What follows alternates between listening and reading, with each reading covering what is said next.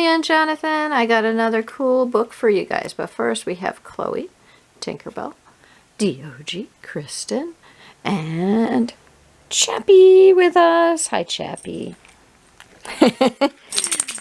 All right. Today we are going to read The Bug Girl. It's a true story, and I'm going to show you. I took the paper off so I wouldn't rip it here. But what it says is here, Sophie Spencer was 8 years old when her passion for insect world became national news item. In this inspiring picture book, Sophie tells her story in her own words.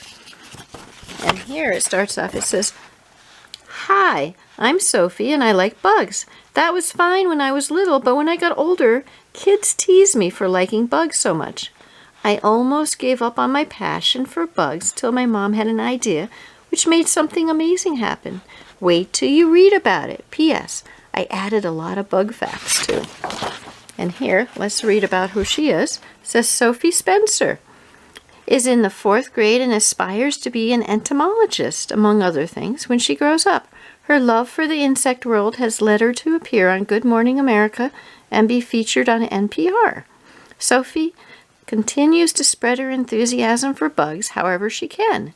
She also loves climbing trees and doing gymnastics. The Magic Tree House is currently her favorite book series. She lives with her mom in Canada. All right, so let's set this up so we can read our book. There's the book, The Bug Girl. It's a tall book, so it may be hard to get it all to fit in a single page. There he goes. There she's out. It says, "Can I try?" The first time I made friends with a bug, I was 2.5 years old. My mom took me to a butterfly conservatory, which is like a zoo for butterflies. As soon as we got there, a butterfly perched on my shoulder. It flitted onto my hand and my foot, my elbow and my head, even my nose. It stayed with me the whole time we were there. She's a butterfly magnet. Now this one is a hard one to flip, guys. There we go. When it was time to go home, a guard stopped us at the door. "I'm sorry, miss, the butterfly has to stay here," he told me. "Say goodbye to the butterfly," said my mom, but it did not move. Carefully, the guard took the butterfly from my shoulder. After a moment, it flew away. "Bye-bye, butterfly," I said. From that day on, I was bug crazy. Other kids like storybooks. I like bug books. Other kids watch cat videos. I watch bug videos over and over and over.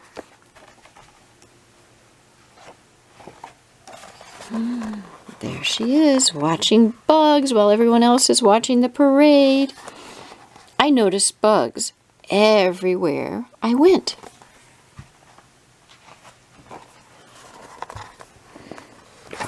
Oopsie, my camera just slid.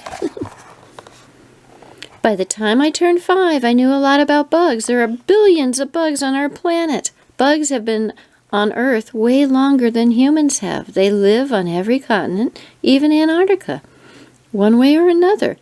Most plants and animals rely on bugs to survive.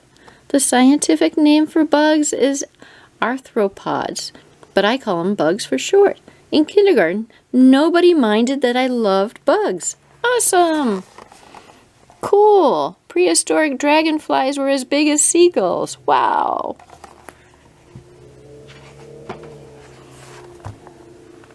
When the other kids in my class started a karaoke club, I started a bug hunter club.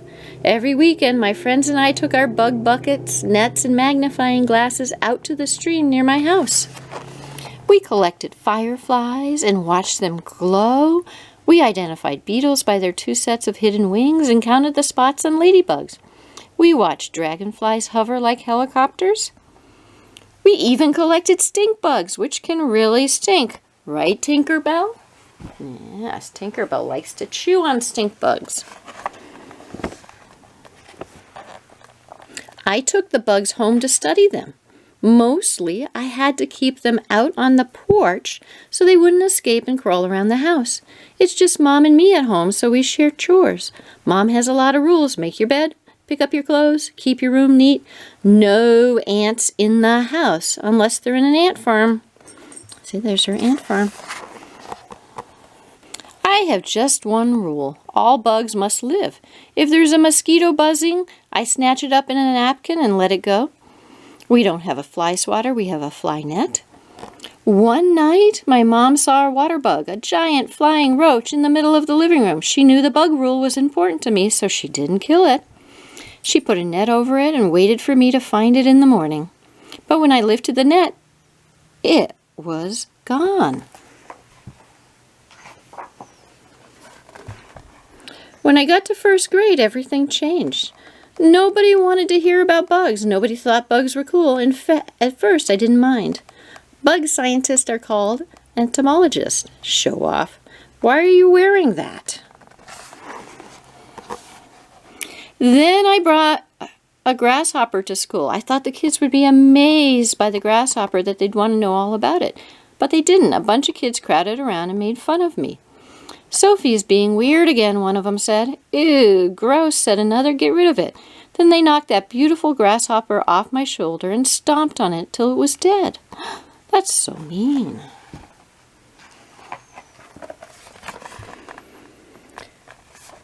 That night I went home and cried and cried. "Those kids are wrong," said my mom. "It's okay to love bugs, Sophie." "I know," I said. "It just doesn't feel like it." I had to go back to school, but I didn't bring a bug with me ever again. That didn't stop the kids from making fun of me. "Why doesn't she like regular things? I don't want to be friends with a bug lover. She's so strange."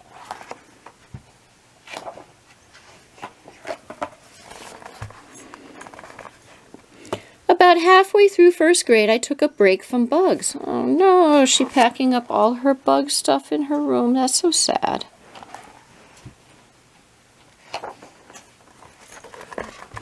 My mom did not like seeing me unhappy, not one bit. She knew I needed to find other people who love bugs as much as I did. She wrote an email to a group of entomologists asking for one of them to be my bug pal. She wanted me to hear from an expert that it was not weird or strange to love bugs and insects. "Maybe somebody will write back," said my mom. "Maybe," I said, "or at least call." We thought those scientists would be too busy to respond. But 3 days later, my mom got an email. She opened it. "It's from a bug scientist named Morgan Jackson," she said. "He wants to put my letter online so that other entomologists can read about you. Okay?" "Okay," I said. Morgan Jackson posted my mom's letter, and he asked other bug scientists all around the world to let me know if they had any advice for a girl who loves bugs.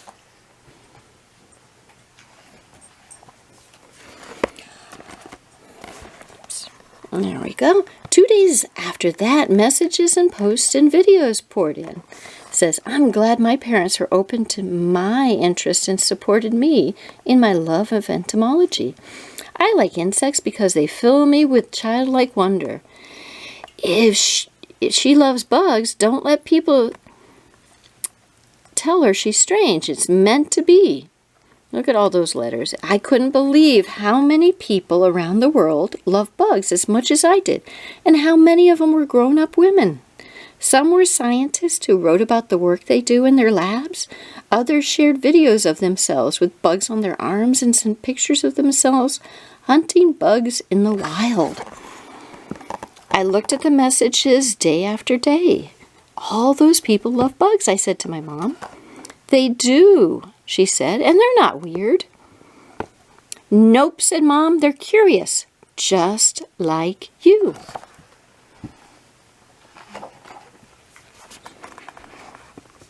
Newspaper reporters read my story online, and they started calling my mom to find out more.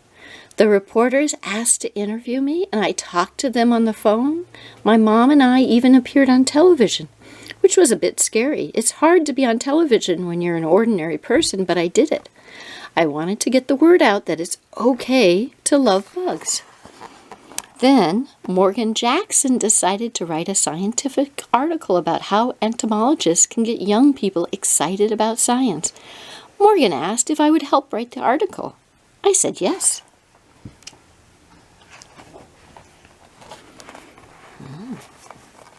School got a lot easier after that because I didn't feel so alone. And nowadays I even like more things, like gymnastics and time travel books, swimming, and technology.